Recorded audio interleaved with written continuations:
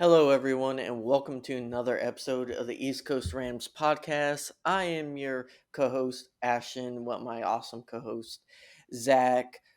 First off, both me and Zach want to put our condolences out for McVay's grandfather, a very, very big mind in the game of football, very big in the 49ers history, just a titan of football. One of the reasons that McVay got into football, one of the reasons that the Rams have seen success in the last few years is partially because of that connection. So we just want to give him a shout out. Hopefully he rests in peace, and our condolences for the whole family. Losing a loved one sucks. Losing a grandfather sucks. I definitely know the feeling, and hopefully, hopefully the family does as well. How are you doing, Zach? I'm doing all right. I'm glad we took a couple days before we actually did the podcast, going off of from a pretty. I wouldn't say it's really a big blow to lose to the 49ers because it just seems like it just continues to happen. But kind of over it, kind of moving on to the next week. How about you? Uh, yeah, a rough game for the Rams. My fantasy team took a rough L. Just rough L's all around Zach. For me in football last week. So, hopefully this upcoming week provides a lot better situations for both our team and my fantasy team. But that remains to be seen. Let's go ahead and get into the breakdown and talk about some trade deadline news or lack of trade deadline news. Um, this 49ers game, Zach, how would you describe it? I think this kind of goes with every game, and I think even we kind of broke this down that this was going to be a roller coaster game. At one point, I think a lot of Rams fans were kind of very optimistic by how we were playing, especially in the first half. But then things seemed to go downhill after halftime. So, like I said, I was super pumped the first half, and then, like I said, I just it was hard to watch, and I even stopped watching after. I think when we got to like the last 5 minutes, I was like, I just couldn't watch it anymore. Hmm. Yeah, and unsurprisingly, this comes as our second loss for a game where we're leading at halftime under McVay. So we go into the half 14-10. I would say the defense was playing very, very well. The only big play they had was a trick play that they keep on running on us, but it worked. Uh, it worked very well. McCaffrey threw touchdown. They would end up having another field goal late in the half. It ends 14-10, and the Rams they sputtered at points in the first half, but overall they had a solid offense. And their defense was looking like it was doing good. It was countering kind of this quick run game, a lot of outside passes by the 49ers, a lot of short stuff, and we were limiting it a lot. The second half, not so much, and the offense kind of went away from that type of stuff, and the 49ers end up scoring 21 points uncontested. Definitely the worst game by our defense. I would say by our defense all season. I think it's worse than the Bills, honestly. Especially because I mean, let's be real. I mean, the everyone keeps putting out there that the 49ers are now this Super Bowl contender team, which they may be now that they have Christian McCaffrey, but um, they're one game above the Rams, and so it's I don't think there should be a whole lot of stock into that until we kind of seen if Shanahan can actually take them to the promised land, which he has attempted over the last 5 years and have failed. So, until we actually see that come to fruition, I don't really have high hopes for that team moving. I mean, it is what it is. Shanahan's really good against playing against McVay. We've seen it over the last several years. So this is nothing new and it's nothing to be scared about. I mean, I'm kind of glad that we're kind of getting these two games are out of the way and we can kind of move forward and hopefully with some of the other things that are happening across the league to a lot of the teams that we were actually very fearful of going into the season are showing a little bit of rust and a little chip in their armor that we might be able to take advantage of. Yeah, and I will also point out the 49ers started last year 2-5. It looked like their season was over. Um, they ended up making a run to the NFC Championship. So you never say never in the NFL, but we'll kind of get into our thoughts on the trajectory of this team. But it's looking rough. It is looking really rough. It is. Uh, I mean, uh, yeah, you're right. It is looking rough. I mean, this game had a lot of good things that I think came out of it. And we kind of posted this throughout the week, but the O line really played clean for the first half, and really didn't. I mean, for the total. They didn't do terrible. I think we've been saying this over the last several weeks. You have been saying this a lot. Is that Bobby Evans is not a starting O lineman, and that is where in the second half that things fell through.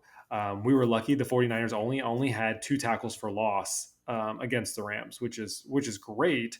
Um, but at the same time, the second half they were just pressuring the heck out of Bobby Evans, and it really showed why we have been saying that he really isn't that starting position. Maybe he can take a few reps in to kind of give some of those players a break, but as far as a starting O lineman and being out there 80 to 90 to 100% of the time is just it's just not where he should be. no, at this point, I don't even think he's practice squad level. I think he's barely up to that level just because of his knowledge of the playbook. Um, It's just every snap you see him, he's just struggling or doesn't he goes the opposite direction on different run plays than he should. You could tell he misses his blocking assignments consistently. He doesn't hold up blocks when he does get them. I mean, honestly, if I was the O line coach, I would just start putting rookies or undrafted players on the line to see if you have a diamond in the rough versus seeing him. Like you know what you're gonna get from him at this point. He's not gonna surprise you. And He's I think, had what 4 years, Zach, yeah, to develop. If you I haven't developed in 4 years, you're not gonna do it magically. Yeah, I think just and I think we even saw in the first couple of weeks that they didn't even want to put him in as really a backup, even when some of the starters started to go down. So I think this was more of a, hey, we really don't have the depth anymore because of all the injuries, and we've seen some of the other players. We have seen players come in and take starting roles, which I think could continue having starting roles. Once Coleman Shelton come out back and David Edwards comes back. So I think we have a good move moving forward, especially if we get Shelton or Edwards back. I think maybe Bobby Evans would come out and we'll have a way better O line there. So other keynotes that I had was Stafford no interceptions. I mean he went 22 for 33, 187 yards, which that in itself is not super impressive. But he A did have linebacker did drop a pick though. that is true. I mean, yes. But I also would say that the Rams should have also had, there was many opportunities even on the defensive side to get balls, and they just had Yes. lucky bounces, and even Ramsey dropped uh, a ball Two. that yeah, one that he tipped and should have caught and didn't. But then Stafford he did throw that one touchdown to Cooper Cup, and then he even rushed in a touchdown. So, but the big thing is that he had no interceptions when he was coming into this game as one of the highest um, uh, quarterback to throw interceptions. So that's super big for us, and just the offense not having any turnovers whatsoever, no fumbles, no nothing. That was excellent. A Rob coming actually making his presence. He was actually wide receiver 2 this week. He had what is it 5 receptions for 54 yards, averaging about 10.8 yards per attempt. So that's where we want to see him. Obviously, we want to see more receptions going towards him, but making sure he's staying above the 50 yards is going to be good. He did attempt. They did try to throw to him in the end zone, but they keep doing the same play. Every time they're Uh, in the red zone, End zone fade. it's this end zone fade to A Rob, and I'm like, this happens every game. Like it's only going to happen once or twice, which it did. But the other 3 or 4 or 5 times that they have attempted it hasn't gone successful. It's because So, they can't run. uh, They can't run in the end zone. which is just uh, it's so crazy. And they even tried to do a bunch formation where they had 2 tight ends down there, and they still couldn't get in the ball. You So QB sneak it on the 1 yard line. Like, how hard is this? I, We've done this before. Like, even with a backup O line, you should be able to QB sneak it 1 yard. you Like, would think. statistically, it's like 85% or something like that. Yeah. So I don't know. I mean, I guess I don't know. I don't know. It's becoming crazy. I mean, Higby had a not so great game. I mean, he's probably one of the more disappointing games. He only had 2 He receptions for dropped a 15 touchdown. yards. He dropped a touchdown, which, Stafford did in his press conference say, he did throw it a little low to him, which is fair. He did throw it lower than probably, No, but but it's even if still it's low, you're getting paid it's how much yeah. money it's you catch still that. it was still a catch that was easily should have been got by Higby, and it was I put more blame on Higby than I would Stafford. I mean, Stafford was under pressure. He's trying to get the ball out as quickly as he can. Some of these players just need to be better and need to be better and step up. I mean, Higby did go out in the first half, and we were actually kind of concerned that he wouldn't come back with they said neck injury, but everyone that kind of looked weird that it was a neck injury, but who knows? But yeah, he had a couple big drops, and yeah, that was bad. Yeah, so I mean, let's talk about this, Zach. I had been saying on the pod for weeks that we needed to go the quick pass and do a lot of screens, right? Mm-hmm. Zach, what did we do in the first half?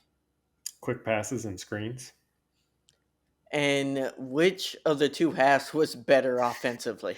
It was the first half. Yeah, and what did we start doing just for no reason in the second half? Well, we ran the ball unsuccessfully multiple And times. we started doing mid-level passes, right? That's Mm-hmm. when Robinson started getting some receptions, but that's when they started getting pressure on us. Like I noticed in the third quarter, I think it was the out, or maybe it was just Skoranek. It was like a 30-yard pass. It was probably the longest pass of the game that we made. After we made that reception, it almost felt like McVay was like, "Oh, okay, good. I can just pass now, long or like medium distance." And I'm like, "No, keep on doing what you've been doing." Like, yes, I don't mind taking a deeper shot, like once every 8 plays to keep them honest. But you can't Um, do that if you don't have a running game. Like you're trying to keep them honest, but at the same time, if you can't run the ball, then you can't make them play to the run so that you have more time for the pass. yeah, but Um, that's where the screens were manufacturing that. Like, right. so they were starting to creep their safeties up, and I don't mind taking a bomb or taking a shot to kind of back those safeties up. I don't mind that every other drive. The issue is when you go a full drive doing like 4 step dropbacks in a row. That's not what you need to do in that type of game with that type of O line. Yes, they have been better, but they're still not good enough for a kind of a more style offense from last year, Mhm. especially with Bobby Evans struggling after that first drive where they went 3 and out in the second half, and they noticed Bobby Evans just getting blown to pieces. You need to go back to the quick passes, Right. to the screens. Just swallow your pride. Well, the problem was that in the first half, the 49ers weren't really pressuring them as much as they were in the second half, which is, I think, why That's we because just they did less screens. true, true. Yeah, I mean, like they couldn't pressure them because they would just run past them. And then they started every other play not blitzing as much or not pressuring as much because they thought a screen could be coming. And they were just getting it out of Stafford's hand super quick. Hmm. Yeah, That's why they weren't getting pressure. They didn't have the chance to. It's what 49ers did to us all last year outside of the NFC championship. Just quick passes, screens, and runs. And when you do that, you can't have a pass rush. yeah, but at the same time, again, going back to our running game, I mean, our lead rusher was Rivers, who was doing that mostly because Henderson was coming off from flu symptoms, but um, 8 rushing attempts for 21 yards. Yeah, I mean, I was all for giving the rookie carries. So, I appreciate them trying him out, but yeah, it's It doesn't. at It least doesn't. It doesn't seem where it's going to be. So I'm really excited to get Kyron Williams in and see what he can do. We'll talk about Cam Akers in a bit, but hopefully he'll be. I mean, supposedly he's supposed to be back this week, and hopefully he'll be activated for the game, and we can see, maybe what number running back number 5 can do, because it doesn't really, other than Henderson, who has played well for an RB2. We need an RB1, and we have not seen one yet. yes, I definitely agree. Hopefully, Kyron Williams can be that guy. We don't know, just haven't seen him. As a fantasy stasher of him, I desperately would love to see him be a RB1, but you just don't know with these types of rookies how they will play in the NFL. So we'll kind of see. Zach, let's talking about Cam Akers. Let's kind of talk about Cam Akers and then roll over into the trade deadline of so many Rams moves, just a huge amount. Zach, do you want to break down whatever the situation is with Akers? We did not trade him, as everyone knows by now. Yeah, Uh, it feels like I'm on the Cam Akers segment every week that I break down the biggest news coming in from Cam Akers, which there isn't a whole lot, other than the fact that the Rams were trying to do some sort of deal. It was reported Teams did last offer. Yeah, it was. I mean, it was reported last week that Cam Akers wanted out, and that the Rams were going to try to shop him around, which always sounds weird when I try to, like, I'm typing this out on Twitter, like, they're shopping around a player. Like, it just seems weird to type it out, but that's in essence what they were doing. And per Tom Pelissero, quote, the Rams turned down multiple offers for running back Cam Akers before Tuesday's trade deadline, and now are working with Akers' agent in hopes he'll play for them again this season, per sources. I will note that Jordan Rodriguez just recently, we're recording this Wednesday night, but just a little bit ago, kind of came out and said, and this is what I said, right after that, Tom's tweet came out. But it's from her understanding that the Rams did not receive any legitimate offers, and that's kind of what I was thinking. I was like, if the Rams knew that they were getting something out of I mean, this seems like a relationship that was teetering on. I mean, it was bad. I mean, it doesn't seem like there was any way that they were going to be able to recover from this. And I feel like the Rams would, if it was a legitimate offer for a second. I mean, he was originally a second round. I think he still has potential. I just don't know. The Rams have had troubles this year. The O line has been terrible. There's been some issues in training camp. I think maybe a fresh start might be good for them. So that was the hope going into it. But if they weren't receiving any legitimate offers, I was assuming that they were going to try to package deal him, whether that was for Burns and Carolina, whether that was for any of the number of players that we were speculating over the last week, 2 weeks. I think that's what they were going for. Like, even if they were going to have to, they weren't going to get anything but a player. I don't think that they were looking to trade for a seventh, eighth round pick. Um, Yeah, so, I think they were getting seventh rounders or potentially next year seventh rounders or next year six, and they're not going to do that for so yeah. Akers. For sure. And so, as of today, Wednesday, McVay, during his press conference, said that he's met with Akers and talked to his agent, and that they've had a good conversation, and that he will provide more updates. I think he said on Thursday. So we'll be on it and tweeting that about that. But McVay did state that he could come back to practice this week, but didn't commit to anything that he would be playing again in the Bucks game on Sunday. So that's kind of where we're at. Just some like very interesting things that I just kind of when I was perusing and kind of looking into more of the Acres details is like on Twitter, Akers posted yesterday. I think it was yesterday, Tuesday, the trade deadline, that he misses football. Um, and obviously there are angry Rams fans who like are being very toxic on Twitter right now, which I think both of us are very against. You can disagree and you can um, be for Have moves, against opinions. moves, have opinions. Yeah. Like that's what this game is about. But we don't need to be toxic in the words that we're saying to each other as fans, as to the players.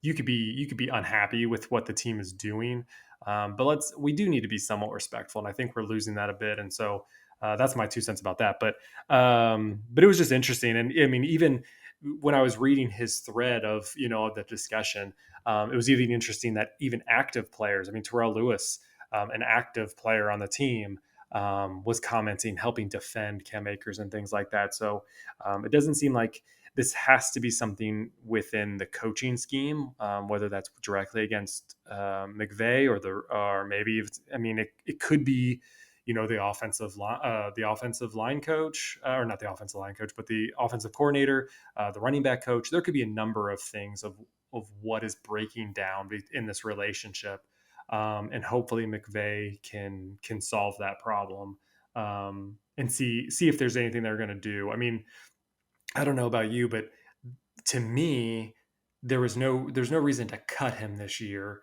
assuming that there is still an active roster spot. I mean, I guess they could put him on IR if they really wanted to, but an active roster spot and see what happens. I mean, he still has 2 years left on his rookie contract. Am I right? I think that's either a year or two left on his rookie contract. So why not just Two years. so if he has 2 years left, just hold him and try to see if you can get a pick after the season's over. Um, Try to do some negotiating at that point. So again, that's kind of where we're at with the news. Things are going to come out the rest of this week on how McVay and how Akers are kind of dealing with this situation. And I'm glad that there's at least dialogue going on. But do I think that this is going to solve the Rams' problem? No, I think there's already bad blood as it is. But maybe we all are get proven wrong, and he becomes the 2020 person that we saw before. Maybe that lights a fire under him. I'm not sure. Yeah, just a comment on the toxicity thing. Yeah, guys, just don't be jerks on Twitter and start or anywhere, frankly, and insult people like their personality or their looks just because of what disagreeing on opinions about football. Like you're being a clown. You just stop. Just stop doing it and stop like insulting players. um we can have opinions about their professional like work and their output. That has nothing to do with them personally, whether they're good or bad people, or whether or not they personally deserve stuff or at all. Like they have to put their work on tape every day, which 95% of people never will have to do. And a lot of people would crumble under that pressure and they have to continuously do it with public scrutiny. Like, just have some grace. That doesn't mean you have to like every player. You don't. But that doesn't mean you have to go on their like Twitter posts and start just mouthing them or like yelling at them when you see them in the airport. It's just people are crazy. It's absolutely no respect for the fact that they do put it out there, and some of these people get hurt, good and bad. So That's my 2 cents on that. With the Akers situation, it's just weird. I have no clue what's going on with them and why they're not playing. Neither side really wants to say why, which is up to them. But ultimately, it is what it is, and I think even if Akers comes back, we've seen this running game with Akers, and it hasn't been, let's say, fantastic, Zach. So I'm interested to see what Kyron Williams can bring to the forefront, and hopefully we can progress from there. Yep. All right. So moving on to the next topic, I'm gonna start off this one. So I'm gonna ask you, Ashton, where do the Rams go from here? We have 10 games left. We thought we were going to be heading into an excruciating, painful couple of weeks, and maybe not. Um, so just going off the next several weeks rundown, next week or this coming Sunday, we're against the Bucks in Tampa, which we are 3-0 against them now. Cardinals, which we seem to play pretty well. We already beat them once this year. Then we got the Saints with Andy Dalton, and then we follow that with presumably Andy Dalton. I mean, he was the starter this past week. Who knows if he'll be during that time period? And then we go right into probably our next most difficult, and maybe the most difficult for the rest of the season, maybe, is the Kansas City Chiefs. So, where do you think we go from here now that we are 3-4? Uh, so coming into the season at this point, I had us going 4-3. So we are not very off from where I thought we would be. We have looked a lot worse than I thought we would look at this point, especially on offense. I think on defense, we're looking exactly kind of what I expected. Weak safeties, middle linebacking core is playing good, not great like I thought they would. Cornerbacks are really good considering the amount of injuries they've been through. Uh, and then kind of like D line being good against the run, terrible against pass rush, or for pass rush. So all that said, uh, we are a little lucky, Zach, because we face only, I believe, two teams with a winning record for the rest of our games this season. Can you guess those two teams? The Chiefs and the Seahawks. As me and you predicted so expertly, the Seahawks and the Chiefs being the only winning records we will face for the rest of the season. Oh, jeez. Assuming none of these other teams get their act together. I mean, a lot of these teams are in, and we'll break this down when we talk about the Tampa Bay game this week. But Tampa Bay is in the kind of the same weird situation. Tom Brady's kind of either losing it or it's being lost for him. Then it really you see the downfall of Green Bay with taking Devonte Adams away from Aaron Rodgers and how that's all playing down. Again, like you said, who would have thought that Geno Smith would be what the Seahawks need to have Outside us, of that Chiefs game, the best offense we face is the Seahawks. That is which is insane to say. which is crazy. And I mean, the only good thing is that the Rams play pretty well against the Seahawks. So, presumably, maybe we can continue that road. So it all depend. It's so weird. We're in a weird spot. We don't really have a running game going right now. Um, That's why it was important we traded for someone. I felt like this team needed a spark. I mhm. wanted someone more on offense than defense, but I would have taken a defensive trade just so, like, with this offense, I feel like maybe a top five defense could get it over the line. Just kind of like that 2020 Rams team, right, Zach? Mhm. Where I felt like that was a championship defense. That team could have went to the Super Bowl had a few balls went their way, right? Like if they don't go up to Green Bay and they go somewhere else, I think they could eventually win the Super Bowl.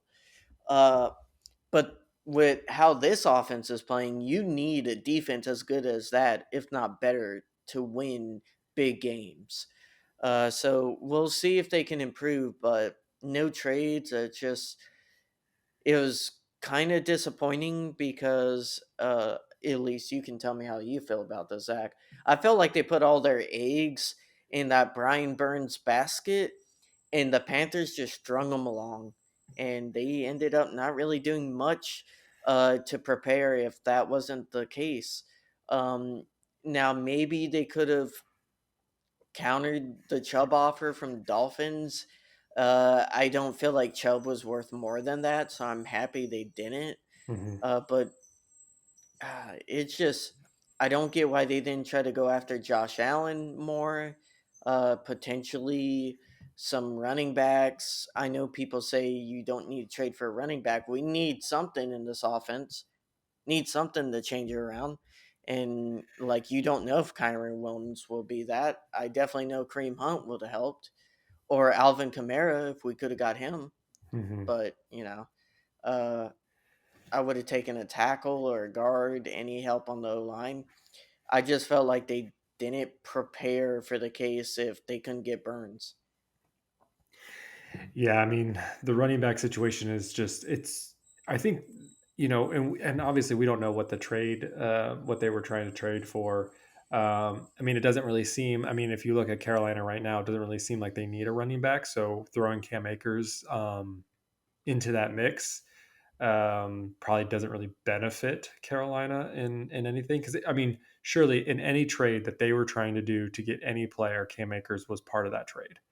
Um, I don't think that there's, I mean, maybe one or something that wasn't part of the trade, but I think for everyone they were trying to get him out, um, and it just didn't work. So I mean, yeah, I mean, it would have been great to get Burns over here, but at the same time, there's other positions that also could have been useful. And I don't know, maybe they're saving all of their financial resources. I know that they can trade picks and things like that, but if they had to pick up anyone's contract, I mean, maybe they're still trying to play for OBJ, assuming that OBJ wants to come back to a team that may or hopefully makes the playoffs.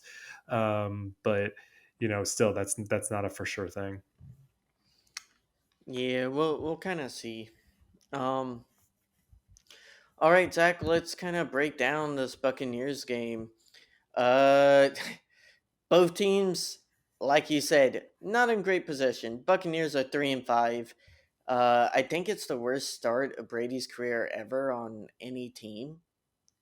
I believe. 3-5. Rams are 3-4. Um, like you noted in notes, the Bucks are worse at running the ball than us, which I find hard to believe. They're the only But team worse than us. well, welcome to the club, Bucks. We both will be watching a lot of throwing. Hopefully, it's not a repeat of that insane 2019 game. Jeez, I get nightmares about that. Um, I believe Jared Goff threw what? Didn't he throw like 500 yards that game? It was something ridiculous. I'm not sure, but I wouldn't surprise me. Yeah, I think that was his career high. Um, But Jameis Winston and Jared Goff dueled it out, and the Rams ended up losing that. But these two teams come on a collision course where really this is kind of like a last ditch effort to save the season. I think if the Rams go 3-5, it's very unlikely they end up going to the playoffs, especially because the Buccaneers would be a big wild card contender at that point, or somewhat wild card contender, and you really need that tiebreaker over them. If the Bucks go 3-6, I almost think their season's over, Zach. I think you start getting in territory where you may see Tom Brady retire mid-season or retire. which is crazy because I mean, just like 2 weeks ago, he's like, I don't plan on retiring anytime soon. Like, don't keep asking me that question. I don't for the foreseeable future. I'm going to be playing. I'm going to be playing quarterback. So, very interesting. Um, very interesting how things have played out for both teams. Um, but yeah, them. I mean, Brady's gone through so much right now. Um, and I don't know how much that's playing in his head, and how it's bringing on the field, but just some of the stuff that he's done just to his teammates when he's hardly been there for the team, and yet he's ridiculing the offensive line and things like that. So when a team is in chaos, which it seems like the Buccaneers are in a bit more chaos just because of Tom Brady and his situation and everything that's going on with that, it's making them a worse team and a chaotic team. The Rams, it doesn't, we are chaotic in the sense that we've had a messed up O line and we can't get anything going, but it doesn't seem like the players are unhappy. If I'm seeing players on other than Cam Akers, and we have no idea why he's unhappy or why the Rams are, I mean, we could guess why the Rams are unhappy with him, but for the Rams, like I don't see. I mean, Jalen Ramsey would be one of those. I mean, he's always feel like he always tells it how it is. And yes, he's mad about the record, but he knows this team is better than what they're playing at. And there's just no pointing fingers at each other. When you look at some of the Bucks games, you're looking at Tom Brady like yelling at his own line that they're doing a terrible job and blah blah blah blah blah blah.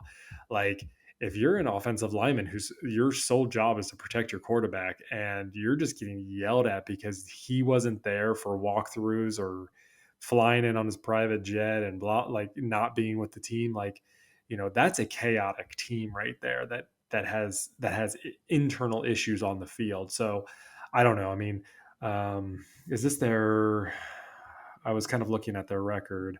Another 3-5. I was trying to see, is this the second, third? It is their third. This would, if going into this week, they've had 3 losses prior to this. So last 3 games have all been losses. Yeah. Didn't they lose to the Falcons? I think. They did. No, they won against the Falcons. They lost to the Panthers.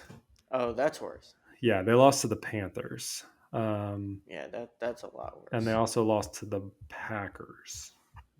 So, That's I not mean, good. when you look at their losses, they lost to the Packers, the Chiefs, but then they lost to the Steelers, Panthers, and then they lost to the Ravens. So, mixed bag there. Hmm. Yeah, man. We'll see. Who you think wins? Man, it's always hard not to root for my team. And I think I'm going to have to, I mean, especially this week. I mean, the 49ers, I can always see the 49ers picking up the win. At one point, I thought I was getting very close to getting my 17-21 win, which, would have been great for the Rams and everything. But no, I think I do really think that the Rams will get this one out just based on kind of the chaos of the Bucks. I know the big thing, when the 49ers are 8-0 against, or they were 7-0 against the Rams. It's all about, the 49ers and, they're going to take down the Rams again because they're blah, blah, blah. And we're 3-0 against the Tampa Bay, but it's all going to be about how Tampa Bay is going to rebound and everything's going to, all the focus will be on Tampa Bay and, Tom Brady. So, Yeah, uh, get ready for a telecast just talking about how great Tom Brady is going in the whole game. But either way, I agree with you. I think the Rams will take this one. The Buccaneers are in more of a mess on both sides than like I feel like our defense for all that people complain, our defense is good. It's not great. It's still like 10, 11, 12 in the league. Our defense for the most part hasn't lost us a lot of games. Uh, No, I mean, I really, would it say, if lost us anything, what, it's 2 games? I mean, really, let's if you really look at it, they've lost us maybe 2 games. I would say The one game. The Bills game got out of hand because offense couldn't move, and then defense just got blown out because they couldn't and hold and up. and Buffalo's a really good team. Yeah, I mean for but yes, I think this past 49ers game, not even the first 49ers game. I think this one is the one where they really put us into a bind, or the defense just, and it was, the and safeties. it was the safeties. I mean, there were, I mean, even some of the cornerbacks not named Jalen Ramsey. I mean, they missed blown coverages, like, when they should have been following, they stayed close. There was a couple of those that happened. But I mean, really, the whole momentum could have shifted if a ball that was fumbled, bounced, a different We had direction. two missed fumble recoveries and two interceptions dropped. Yeah. That's you got to take the when your offense is struggling in the second half. I believe three out of those four possible turnovers happened in the second half.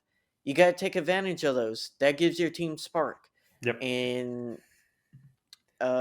we just didn't. We didn't get the fumbles are more luck than anything else. But the interceptions, you got to land those, and Ramsey just for some reason against 49ers doesn't catch those. Don't know why, but it is what it is. We move on, and hopefully we see them in the playoffs again and beat them in the playoffs, and we can just say, well, we terrible against you in regular season, but at least we can beat you when it matters. Yeah. Let's hope. All right. Well, with that, I think we're going to conclude this week's episode of the East Coast Rams podcast. You can always send your questions and feedback to feedback@eastcoastrams.com or hit us up on Twitter. We're really trying to hit past the 400 follower mark on Twitter, so please do that. You can also find me at Zac Mayer and Ashton at Ram Fan Ashton 1. And we're also on YouTube now. So all of our podcast, this podcast will go up on YouTube after we post. So please subscribe, like, ring that bell, whatever the new thing is on Twitter or on YouTube, to stay up to date on all the latest content that we will be pushing out. Ashton, it has been so much fun to talk to you about everything that's happened and everything that didn't happen so far this week as we enter week 9. Anything else you want to add before we head out? No, I hope we win, and hopefully we can start moving towards a trajectory to making the playoffs. Yes, let's do that. Also, so as we leave, everyone just be good to each other. Be good to fellow Rams fans. Be good to other fans, not Rams fans. The players, the coaches, things like that. We can all disagree, but let's make sure we're in the right mindset to disagree in a way that is, you don't always have to be super respectful, but make it not so toxic and so, maybe so vulgar. So, but with that, let's get it done on Sunday. Let's get back to being a 500 team of 4-4. Let's beat the Bucks again in their own stadium. I know Matt Gay would probably really love to do that again. And yeah, let's get ready for Sunday, Ramalee. Horns up. Whose house? Rams house.